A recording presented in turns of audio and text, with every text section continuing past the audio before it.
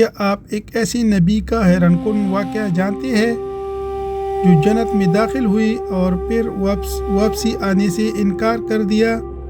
فرشتوں کے درمیان اس بات پر مقدمہ ہو گیا اور آخرکار اللہ کے حضور فیصلہ ہوا۔ آج ہم سنائیں گے حضرت ادریس علیہ السلام کا وہ حیران کن واقعہ جو بہت کم لوگوں کو معلوم ہے۔ حضرت ادریس علیہ السلام اور جنت میں رہنے کا مکمل واقعہ۔ حضرت ادریس علیہ السلام اللہ کی عظیم نبیوں میں سے تھے۔ آپ کا زمانہ حضرت آدم علیہ السلام کے بعد کا تھا۔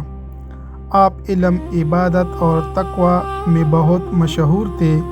روایت میں آتا ہے کہ آپ انسانوں میں پہلے شخص تھے جنہوں نے قلم سے لکھنا، کپڑا سینا اور علم سیکھنا شروع کیا۔ آپ کی عبادت کا حال یہ تھا کہ دن رات اللہ کی یاد میں رہتے تھے۔ فرشتے بھی آپ کی عبادت دیکھ کر حیران ہوتی تھی۔ فرشتے سے دوستی۔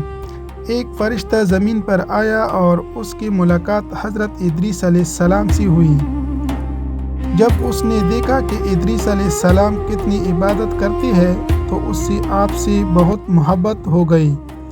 وہ اکثر انسانی شکل میں آ کر آپ کے پاس بیٹھتا اور اللہ کی باتیں سنتا۔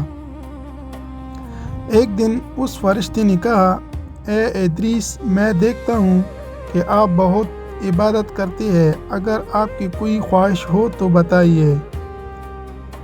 موت کے فرشتے سے ملاقات کی خواہش۔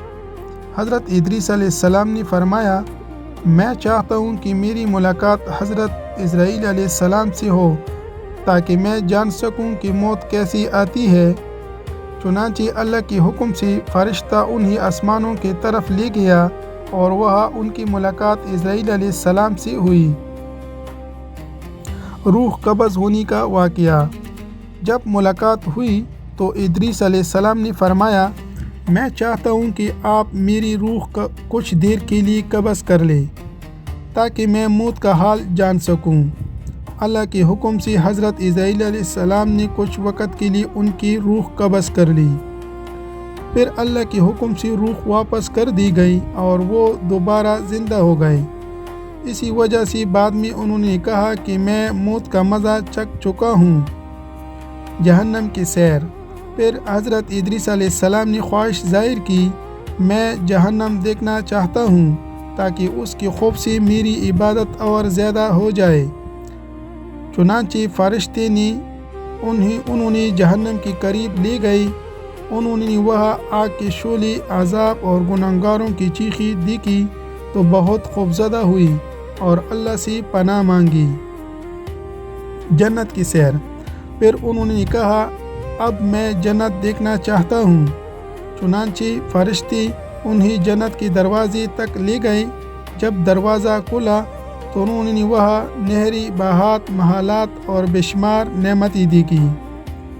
پھر انہوں نے کہا، میں جنت کے اندر داخل ہو کر دیکھنا چاہتا ہوں۔ فرشتوں نے اجازت لی اور انہیں جنت کے اندر لے گئے۔ واپسی جانے سے انکار۔ کچھ دیر بعد فرشتوں نے کہا، اے ادریس، اب واپس چلیے۔ لیکن حضرت ادریس علیہ السلام نے کہا، میں اب واپس نہیں جاؤں گا۔ فرشتوں نے پوچھا، کیوں؟ انہوں نے کہا، اللہ نے فرمایا ہے کہ ہر نفس کو موت کا مزہ چکھنا ہے اور میں موت کا مزہ چکھ چکا ہوں۔ پھر انہوں نے دوسری ثبوت پیش کیا اور اللہ نے فرمایا ہے کہ جو جنت میں داخل ہو گیا وہ وہاں سے نہیں نکلے گا۔ مقدمہ اور فیصلہ۔ فرشتے حیران ہوئی اور اللہ کے حضور معاملہ پیش کیا۔ اللہ تعالیٰ نے فرمایا، ادریس نے جو کہا وہ سچ کہا، وہ میری نبی ہے، اسے جنت میں رہنے دو۔ اسی وجہ سے کہا جاتا ہے کہ اللہ تعالیٰ نے حضرت ادریس علیہ السلام کو بلند مقام عطا فرمایا۔ قرآن میں بھی ارشاد ہے۔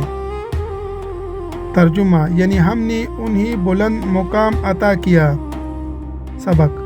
اس واقعے سے یہ سبق ملتا ہے کہ اللہ کی سچی عبادت انسانوں کو بلند مقام دیتی ہے۔ آخرت کی فکر کرنے والا اللہ کے قریب ہو جاتا ہے۔ جنت اللہ کی سب سے بڑی نعمت ہے۔